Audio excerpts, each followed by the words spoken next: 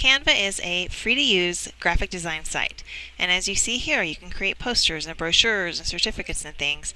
You can start from a template and then change the wording and the photos to match what you need, or you can go through and choose a custom dimension. So if you wanted to print something on a standard piece of paper that's 8.5 by 11, so you would just change pixels to inches and then put in that size, either 11 by 8.5 or 8.5 by 11, depending on if you want your poster to be horizontal or vertical.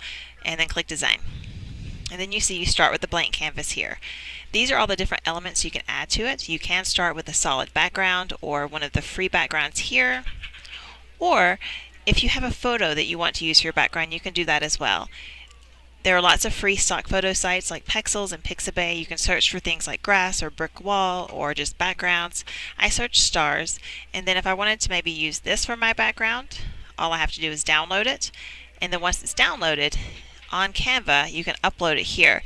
And once it's in your uploads, you can just click and then drag to make it match the size of your poster. And now that is my background for the poster. From there, there's lots of other things you can add. You can add shapes. So maybe I want to use a text box to put my text onto the poster so it's easier to read. You can change the color of your text box like this. And then you can add your text on top of that as well. There are preset different texts that go together, or you can just choose and start fresh. You can change your color there as well, and then put it where you need it to be, and you can change the size and change the fonts and all of that through here. If you have other things you want to add under Elements, there are free photos built into Canva. You just search for what you need to search for. Once you click it, it adds your picture. You can double click and then crop your photo as well. And then just hit enter to save what you cropped. You can adjust the size as well.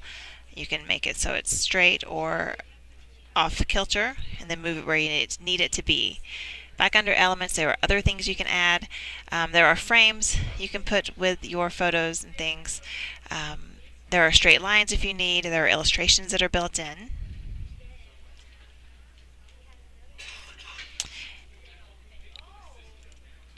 And icons that are built in as well. And another really cool thing with these, if you choose to use one of these icons, you can customize the color on that as well.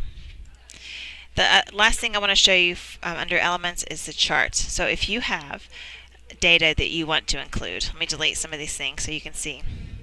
If you have data that you need to include, statistics or something like that, you can choose a graph, and then once you click Data here, you can change any of these, any of the values here.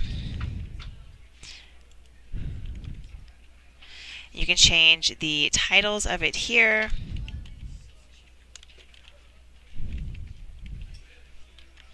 And as you go through, it will change your graph to meet the statistics that you have as well. Other things here, if you want to do boxes instead of just one, you can choose this and put a different photo for each of this. And maybe if you had the stars here or a solid color here, you could add your text on top of that, and then you have 4 distinct boxes. Once you have everything finished the way you want, you can go to Download, and if you're printing it, just change it to a print PDF and then download that, and then choose where you're saving it, or don't forget where you saved it, and then you can print it or upload it to your Google Drive and then add that link to Classroom or turnitin.com or however your teacher wants it shared. So if you have questions, let me know. I'm happy to help you. Thanks.